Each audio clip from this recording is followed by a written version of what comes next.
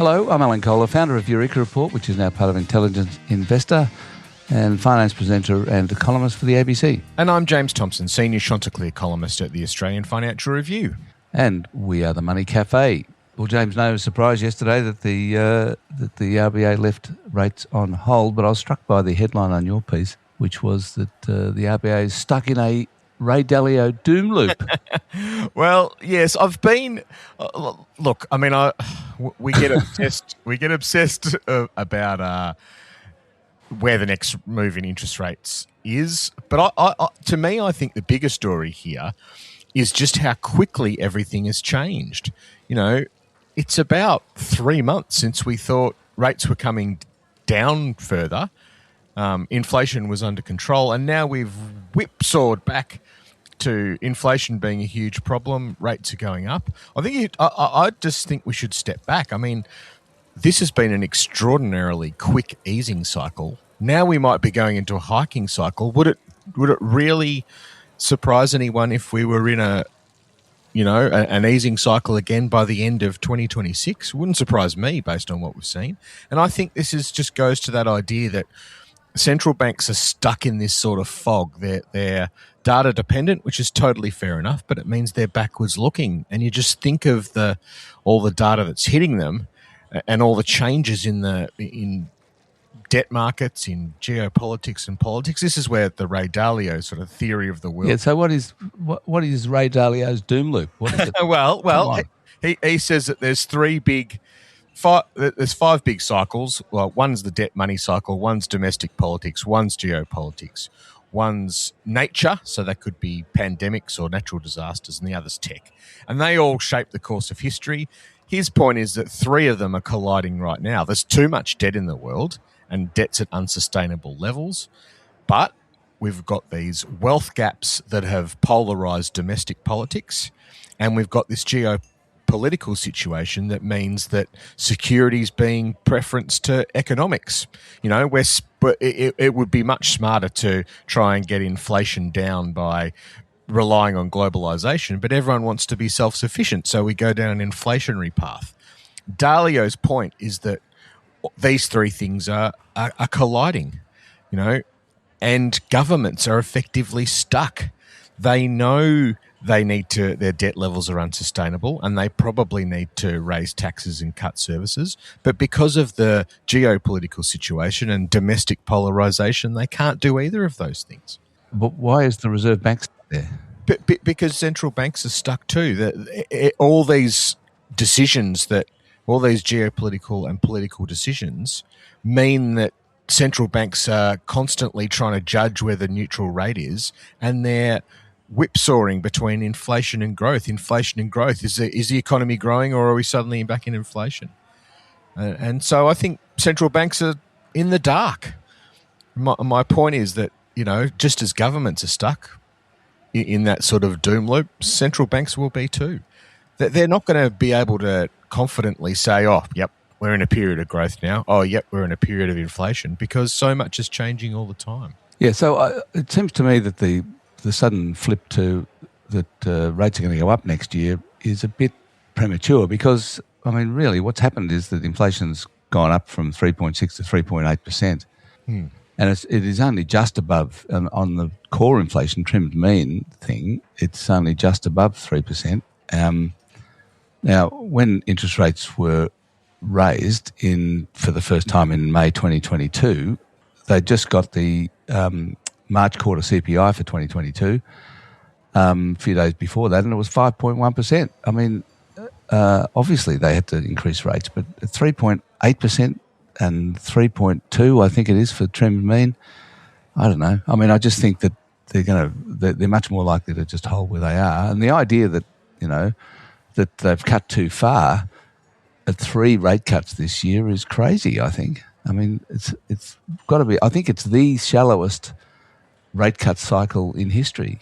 Yeah, you know, the fewest rate cuts ever. But this is my point, Alan.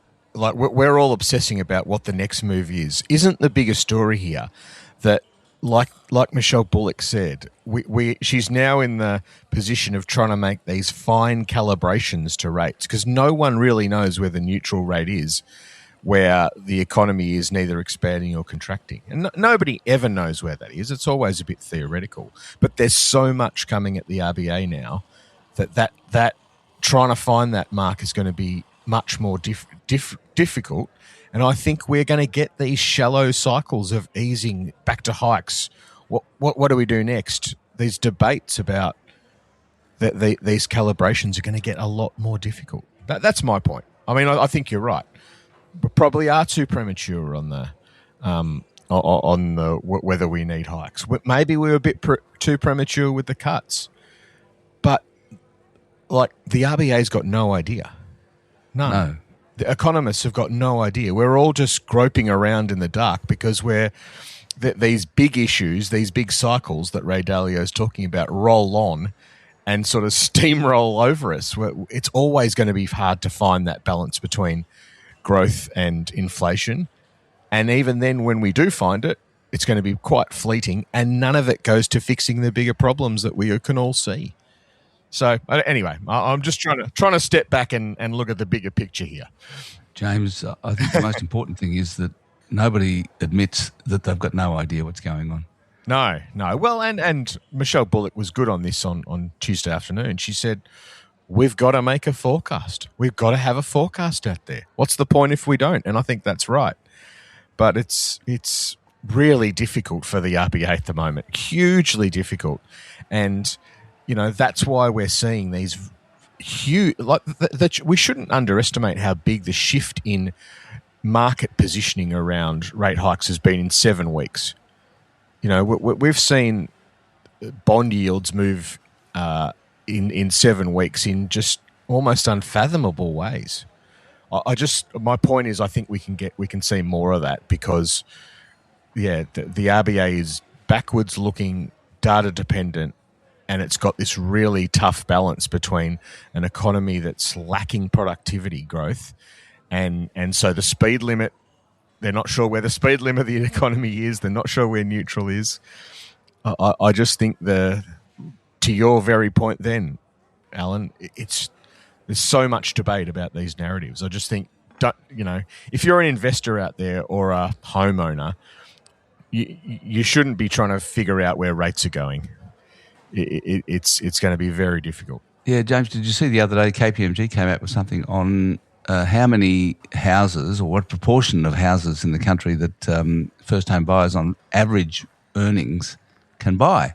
And it's come down from 30 to 12%. So that's unbelievable, really. I mean, only 12%, 1/8 of the houses can be bought by first-home buyers on average wages. And I don't know. They haven't been doing it for very long, so I don't know what it was like 20 years ago, but it was surely more than 12%. Well, I mean, I watched with interest on Sunday night, I think it was, Alan, your piece on immigration. And, I mean, that goes to it partly, doesn't it? That we still haven't tempered immigration to the housing market in any way, shape or form, have we? No, that's right. Well, neither political party has an immigration plan, really. I mean, they talk about that we need to have fewer, or coalition does anyway. But really, there's no kind of plan about how they're going to achieve it. And, I mean, the most recent thing that's happened this year is that when the universities went to the government asking for more money, the government said, well, we can't give you any money, but here you can have more foreign students. Yes. And so so in September we had a record number of foreign students. I mean, what I had on Sunday night was just a piece about the number of temporary migrants in the country at the moment, which is a record high of 2.9 million. Now, I think about 700,000 of those are tourists and backpackers, but the rest of them are probably joining the queues for rental properties. And that's another 10% of population. And it's just that sort of pressure that we keep seeing. I mean, you do the same thing, you get the same results, and we all sort of shake our heads. But it's just, I don't know. It's a bit exhausting, isn't it, Alan? You concentrate a lot more on this than me, but well, it is. It's another doom loop, James. Sorry, yes. We've got bristling with doom loops. Christ. Now, James, you had a very interesting piece on copper the other day, just talking about BHP particularly, but just a big picture question, which occurred to me as I read your piece, is the copper the new iron ore for Australia? It could be. The problem, though, Alan, is we probably don't have enough of the stuff in Australia. So whereas iron ore is all here, that means we get the state royalties and the company profits, tax on company profits. With copper, the biggest and best deposits that our miners are working on is in South America, in Mongolia, in places that aren't Australia. Yes, BHP has a big deposit in and around Olympic Dam, which is in South Australia, and very exciting. But yeah, but are they sure? Have they looked hard enough? What do you have for more copper? Yeah. Oh, look, I mean, people are always looking. There's Rio had an interesting discovery out in Western Australia, but the size of it doesn't seem to have been large enough. So no, I'm not sure it is going to be our new iron ore. I think we're struggling to see what our new iron ore is. Maybe it's iron ore. Yeah, it might be.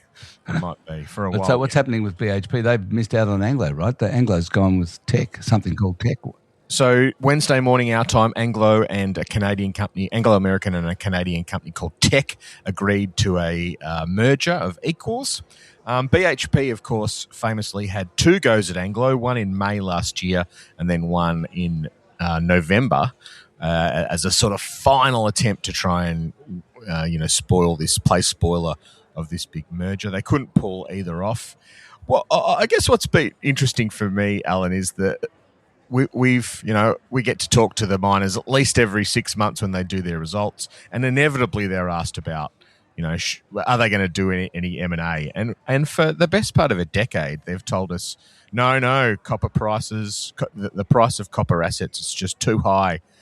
And yet the price of copper just keeps going up, and so does the price of copper assets. So I think they missed a trick back in, 2016 to 2020, and probably even from 2020 to 2023, that they thought at the time these copper assets were too expensive, and arguably they were, but they've only got more expensive. It's like an Australian house in the suburbs.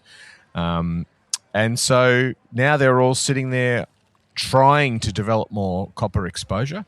BHP's got the world's biggest copper reserves, but it's got four big copper growth options around the world, one in Arizona, one in Australia, in South Australia, one in Chile, and one in Argentina. But they're all quite long-dated options, so they're not going to be up and running within the next, say, 5 years. So they're still producing plenty of copper, but in the next 5 years, that production will dip because the grades in their copper mines are going to fall away. Just more waste product needs to be dug through to get to the good stuff. And so, yeah, it's just interesting that the big miners who have all the technology and all the models, maybe they read this one wrong. We should possibly explain why everyone's interested in copper now. It's because it's the best conductor of electricity apart from silver, and silver's too expensive. So copper it is, and the world's electrifying, so there's going to have to be a lot more copper to carry the electricity. Yeah. Well, the copper story's been all about the energy transition for the last 10 years, and now it's all about data centers as well, because data centers need lots of copper. So it's got more tailwinds than almost any commodity in the world. That's why everyone wants more of it. So I had lunch yesterday with a bloke and his wife who are engaged in a startup, right? Australian startup called Space Solar Technologies, and he's trying to get a thing up for locating solar power in space. And there's a lot of this going on at the moment. And he's, he talked to me because he's having trouble getting anyone interested in Australia in this idea. So the idea is that you have these massive satellites with solar photovoltaic cells that collect the sunshine, collects electricity, turns the electricity into microwaves, right. And the microwaves get beamed to Earth and turned back into electricity. So you don't need copper all the time, you can actually transmit electricity via microwaves over a long distance, like 9 kilometres in orbit, and you lose a fair bit. But because the sunshine is not being filtered through the atmosphere, and also it's you can collect it 24 hours a day all the time, you get much more of it. So you do lose half of the power, or half of the energy in the transmission. Anyway, so this guy reckons that China is well down the. They're working very hard on this, and he reckons they'll be doing it fairly soon. But the other thing is that the CEO of Google, Sundar Pichai. Yep, that's it. He keeps talking about having data centers in space. Yes, he keeps talking about it every interview. Every interview he does, he talks about data centers in space. And that's for two reasons. One is that you can collect the sunshine, the electricity from solar power directly, so it's much more efficient, but mainly also because you don't need water to cool them. And because you're in space, it's really cold, so they don't get hot. Not so easy to knock up a data center in space, I wouldn't have thought. But look, anything's possible, I guess. Well, I'd say watch this space. Something's going to happen, I guess. Watch this space. Get that. Very good. Got it. Let's do some questions, Alan. Okay, before we go to questions, let's have a quick word from our sponsor. Are you paying too much for your life insurance? Many Australians are, and plenty don't even realise it. InvestSMART can help by giving you quotes from leading insurers so you can compare and spot potential savings. Share a few details and you'll get a range of plans and prices to look over. Why pay more than you need to? Head to investsmart.com.au/life-insurance to get started. Okay, first question's from Tim.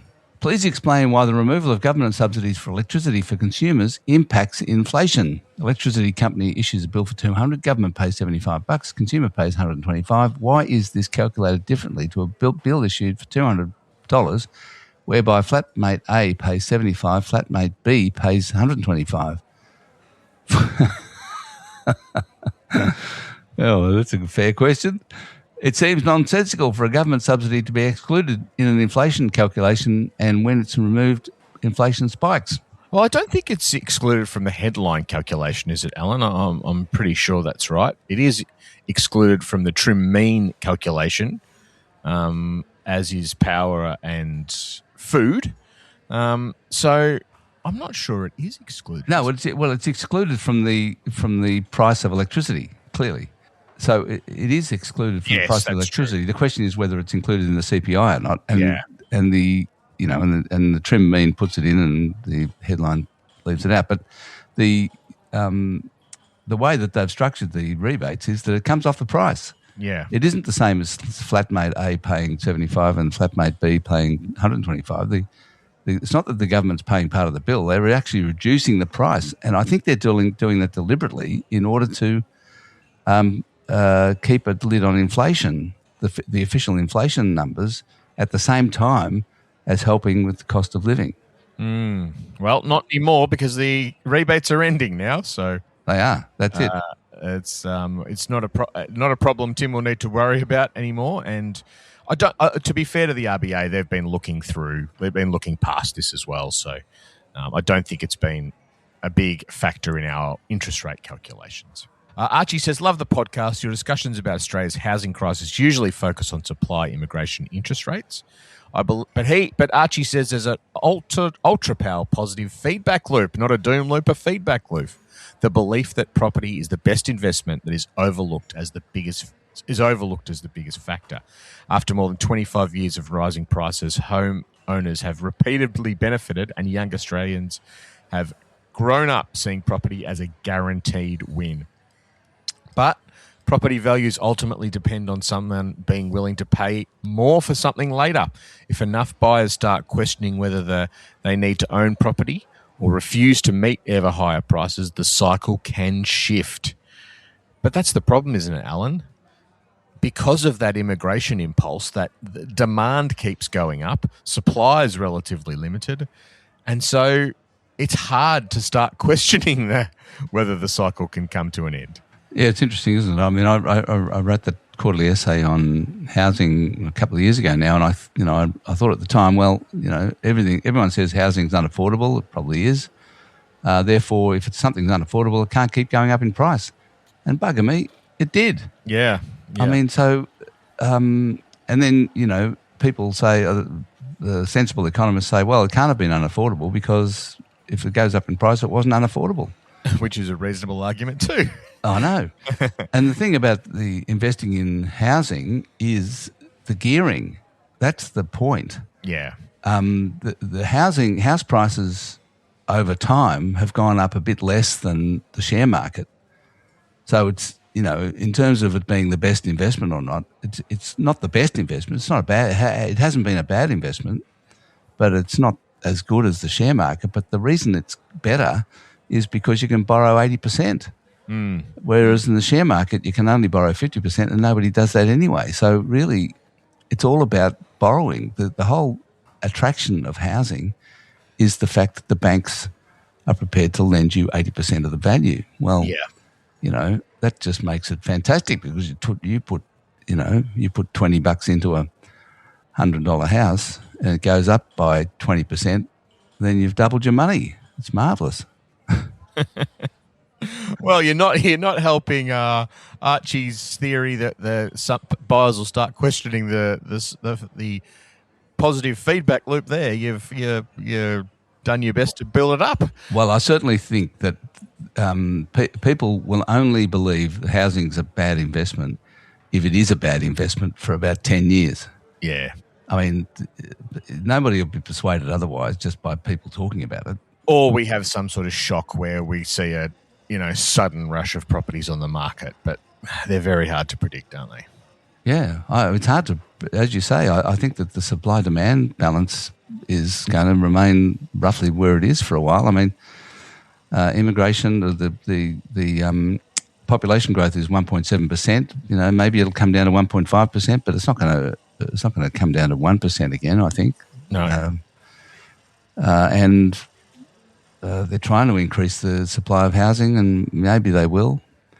But the thing is that even if they kind of put supply and demand in balance, which is kind of what they're trying to do, that's not going to bring prices down. No. The only thing that will bring prices down is if there's an oversupply, and a big one. Yes. That is very hard to.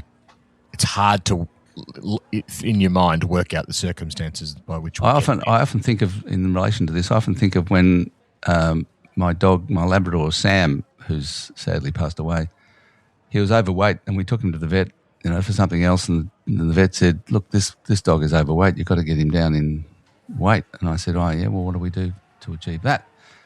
And he went to the whiteboard and he drew a big circle and said, "This is what Sam currently eats."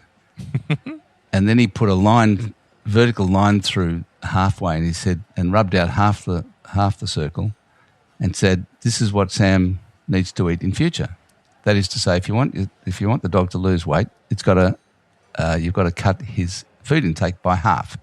And I always think about that because you can't actually achieve a loss of weight just by eating a little bit less. And it's the same with housing. You're not going to actually get prices down unless something drastic changes. Yeah. You have to, have a big oversupply of housing. You couldn't just do it by a little bit, by increasing the supply of housing a little bit. Yep. We're stuck in, dare I say, Alan, the doom loop for a long time to come, I think. Oh, another doom loop. I love it. Yeah, that one was James says the Future Fund's been in the press for the wrong reasons. As you would know, the Future Fund is a sovereign wealth fund, although it seems to be earmarked for future unfunded government superannuation liabilities, which it is. There's nothing seeming about it. It's true. That's what it is. Current value $252 billion, mandated to invest for returns at CPI plus 4 to 5%. Since its inception, it's returned an average of 7.8%. Against an average mandated return of 7.8%. So what's his point? Why isn't Australia borrowing more and sticking it in the Future Fund? Because the cost the cost of debt is 4.6% at the moment, and if you borrow at 4.6%, and earn 7.8%, you're making 3.2%. Well, that's true. And we could pay down the debt, the non-deductible debt, faster. So the government should just borrow tons of money and hundreds of billions of dollars, and give it to the future fund and say, off you go. Again, the theory's okay. I'm not sure. The capacity issues might be a problem. How do you? I don't know. Let's say we borrowed another $1 trillion to stick in there. That's what the national debt is. I mean, how do you invest all that? Can you guarantee the returns hold up? Is that does the future fund need a new mandate? Those are all important questions. I mean, I guess the theory's okay. Yeah, but as soon as you did it, you borrow all this money, you stick it in the future fund, there's a stock market crash. Yeah. And you're in the poo. Yeah. Back in the doom loop, so to speak. Another doom loop. Donna and Martin says they're writing on behalf of their teenage children. They're listening social media recommendations to boost their interest in knowledge and investing. Both their parents are listeners and love the podcast. And their teenage kids have small investment portfolios gathered from birthday money, gifts, and even their baby bonus. The eldest, who's 19's now got notional control, but she'd like her parents to keep managing the money.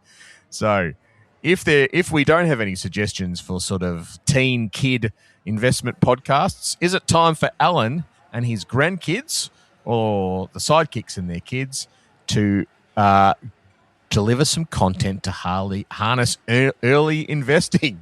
And how's this, Ellen? We love Chris Kohler's work, but even he's too old for the teens. That is you'll have to tell him that. That's quite a blow. Oh, well, he's 36, so yeah. I mean, yes. Interesting idea. Maybe you'll have to put that on the InvestSMART whiteboard and think about that one. Well, speaking of which, I hope the teens are over 16, because if they're under 16, there's no social media anymore. Yeah, indeed. They're out. Can they still get on Apple Podcasts or Spotify or whatever? Oh, I think so. I think so. So yeah. That's not a bad idea. And particularly because not even if you don't have a portfolio like Donna and Martin's kids, everyone's going to be approaching superannuation. We're all investors in Australia, aren't we? So it's actually maybe not a bad idea. One for us to think about. I don't have any recommendations though. I confess, Donna. No. Gap in the market. David says a black swan event is taken to mean something that nobody thought of or thought possible, and is a term often used to describe unexpected impacts on financial markets. However, we should say that I think it was who invented the word black swan? It was Taleb. That's right, Nicholas Taleb. Nassim Taleb, yep. And it was about the fact that people arrived in Australia, or Western Australia, I think, and they didn't think the black swan was possible, and there they were. Do you think questions around the White House attacks on the independence of the Federal Reserve are significant enough to cause a dislocation in financial markets in the first few months of 2026? To answer this, then it says we should be listening to a podcast, which, all right, we'll take you up on that. But so I don't think that the White House attacks on the independence of the Federal Reserve are enough. But if they do actually remove or damage the independence of the Federal Reserve, then that might be a big deal. So the question is, who do they appoint as the replacement for Jerome Powell, the chairman of the Federal Reserve, and will that person then do everything Donald Trump says? Because Donald Trump came out recently and said he thinks interest rates, the cash rate in the US should be 1%. Yeah. And he said overnight in an interview that he expects that his Fed appointee will lower interest rates very quickly. But there's a few things that need to go through. Like, that the Trump's appointee looks like being Kevin Hassett. But unless there's some blowing up of the way the Fed operates now, which I guess is possible, but it's not what we're being told is going to happen. The Fed will still be a committee with several voters who make a decision, and it's a democratic institution in a way that the majority wins. So one person isn't going to be able to take control of the Fed. That's one point. The other point is, I think this wouldn't be a black swan because we all know it's a problem. We're all hyper-focused on it. Particularly the bond market's going to be watching this very closely. So the bond market will move and send the Fed and the White House very clear signals if they see that there's problems arising. And we saw this in April around Liberation Day, that the White House isn't unresponsive to those concerns that get expressed. They did pull back from the precipice, and I think they would again. So I don't know. It's clearly one to watch. David's absolutely right. This could be the big thing in markets next year. It's probably worth clarifying just how the Fed operates. There's 12 people on the Monetary Policy Board that determines. It's called the Federal Open Market Committee. There's 12 people on it. 7 of them are called Fed governors, of one of which is the chairman, Jerome Powell. And there are 5 ex officio people on that committee that are governors or presidents of various state Federal Reserves, because each state has its own Federal Reserve Bank, as they're called, and there's a sort of a rotating panel of 5 of them who serve on this FOMC, and they have to be approved by the other governors, the 7 governors, and they're put up by the various states, and they actually rotate every 12 months. So it's quite a rapid rotation. And this is why the question of what happens to Lisa Cook is really significant, because Lisa Cook's one of the Fed governors, and Trump's been trying to get her removed. It's before the Supreme Court. If the Supreme Court lets Trump remove Lisa Cook for a trumped-up charge, it is, about that she's supposed to have lied on a mortgage years and years ago. If that happens, then Trump could get a majority, 4 of the 7 governors, including the chairman, in which case they could then keep blocking state Fed appointees to the FOMC until they got the ones they wanted. And so it could result, this is the proposition anyway, that it could over time, maybe in a couple of years' time, result in a majority, Trump getting a majority of the FOMC. It's a bit of a stretch, but he's clearly trying to do it. But it's certainly true that just appointing the chairman, Kevin Hassett or whoever it is, to replace Jerome Powell won't be enough, because that's only 1 vote. Yeah, it's definitely one to watch. But I actually, to get back to the premise of the question, I don't think it's a black swan, because we can see this one coming. Black swans tend to be events where you're totally sideswiped by something that seems completely unthinkable. That's right. They're the unknown unknowns. John says, if we're in a housing crisis, why doesn't our immigration system bring in the people who can actually fix it? The cost of basic trades work in Australia is so high that something like fixing a toilet can chew up months of savings. Feels like our policy settings are completely out of line with the problem, if not contributing to it directly. I think this is a really good point. It's a very interesting question, this, because most of the immigration at the moment comes from Asian countries, India, China, and also Latin America. And Australia's Trades Recognition Council, which is a government body that recognises trade qualifications, does not recognise the trade qualifications of those countries. Yeah. So they can't, the people coming in can't work as tradespeople because their qualifications are not recognised. They have to start again. They have to go and do an apprenticeship or go to TAFE and learn it again. There has been some small-scale programs around this. I know in Western Australia they've brought in a lot of Filipino tradespeople who've helped exacerbate some skills shortages over there. But, I mean, Andrew Irvine, the CEO of NAB, he's been talking about this too. Like, it's pretty obvious. Like, get the matching of skills to what we need right. Find a way to bust through those trade recognition issues. Like, none of these issues are surmountable, are they? I don't think they're that simple, really. I mean, I think it's, some of these, I keep reading stories about buildings in some countries falling over. Sure. So I don't know. I mean, I think it's It might not be simple, but it's not insurmountable. You wouldn't think so. You would have thought we've had, 10 years of this being a problem to work on it? I mean, it's certainly true that, when I was growing up in the 50s and 60s, most of the immigration, or most of the immigrants that came in then were concreters and brickies, and they were all tradespeople. Yeah. I mean, can you have if you have to retrain, do you have accelerated training processes for these immigrants? Like, there's got to be, let's think a bit laterally here. Yes. Avery says, one thing that needs more attention is the rapid offshoring of white-collar jobs. Right now, it's bigger force than AI in Australia. Companies can now send non-client work in areas like accounting, finance and engineering to places like the Philippines. This has been going on for quite a while. That's nothing new, is it? I think Avery is right. I think there is a sense that it might be reaccelerating, particularly inside some of the big banks. A lot of their sort of more process-driven work, their tech work, is being offshored again. It does come in waves, Avery, but I think Avery's got a point in that there might be a little wave at the moment because the benefits from AI aren't coming through as quickly as anticipated, and there is a bit of a push on this. So I think there might be a little wave at the moment. Yeah, right. Oh, well, it'll soon switch to AI, I would have thought. Yeah.